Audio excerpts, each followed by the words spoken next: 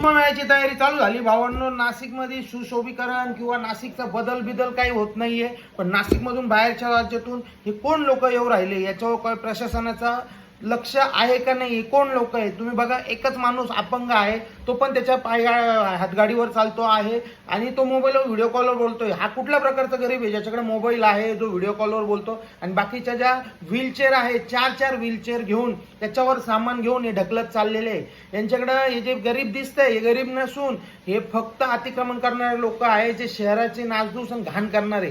येत्या काही काळामध्ये नाशिक शहरात काही बदल हो न हो, पण नाशिक शहर घाणेरडं करण्याकरता काही बाहेरून लोक येत आहेत. प्रशासन यावर डायरेक्ट दुर्लक्ष करत आहे.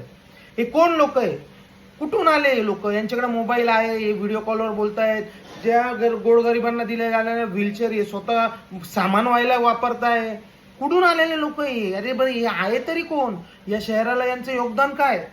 कुंभमेळ्याच्या नावाखाली चांगल्या गोष्टी व्हायला, शहरात बदल व्हायला सुरुवात व्हायला पाहिजे, तर शहर घाण करण्याची सुरुवात होत आहे. आणि नाशिक शहर बर्बाद करण्याकरता हे बाहेरून लोक येत आहे. प्रशासनाने, पोलीस प्रशासनाने त्वरित यावर काहीतरी कारवाई करावी, एकदम नम्र विनंती.